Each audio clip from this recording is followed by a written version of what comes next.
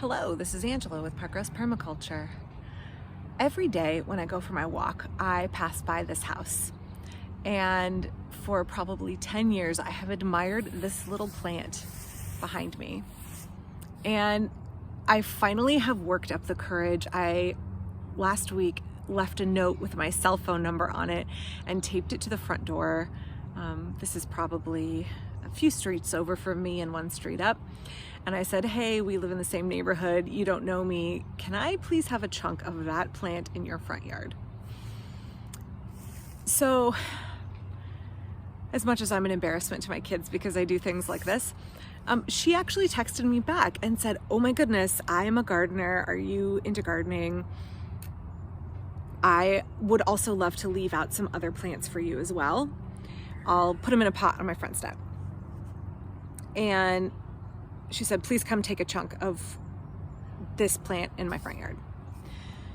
So you can see here, there's a bunch of it. So me taking a chunk of it is not gonna be a problem.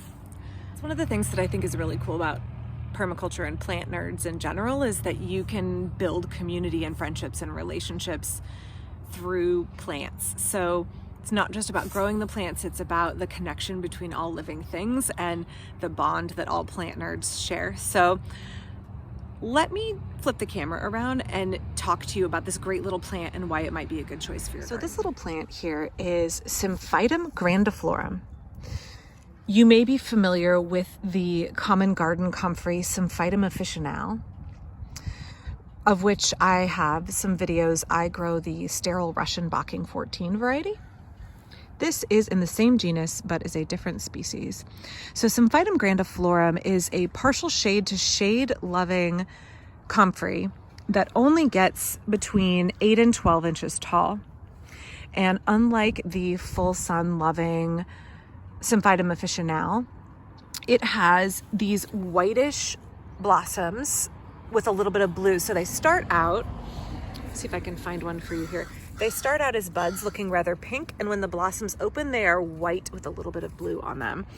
The traditional taller sun-loving comfrey is much more of a purple or pinky hue depending on the variety. So why am I excited about this plant?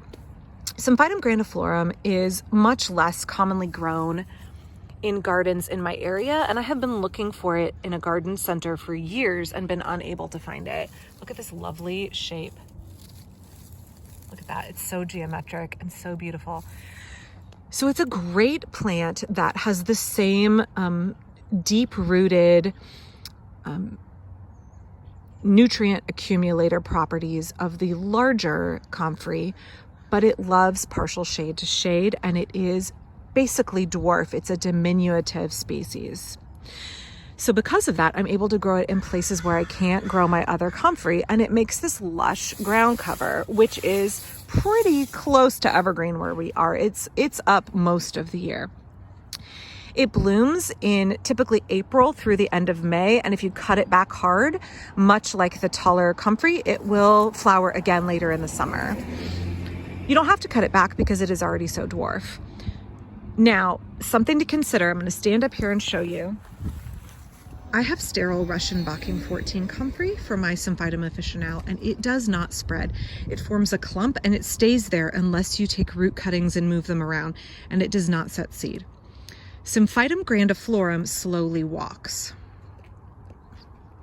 So if you put it in somewhere, much like Symphytum officinale, you will have it there forever, and every little root cutting can make a new plant, but also it will spread and fill in an area. So it is perfect, you can see here, for a woodland setting where you want to have comfrey.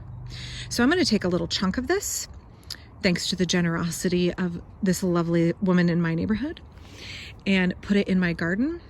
And hopefully I will have this lush carpet of great bee food that's also medicinal, also is an excellent accumulator plant, excellent chop and drop plant, excellent weed smothering ground cover.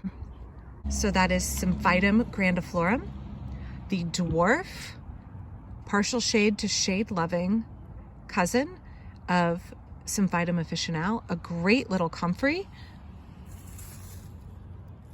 that might be right for your permaculture or woodland garden.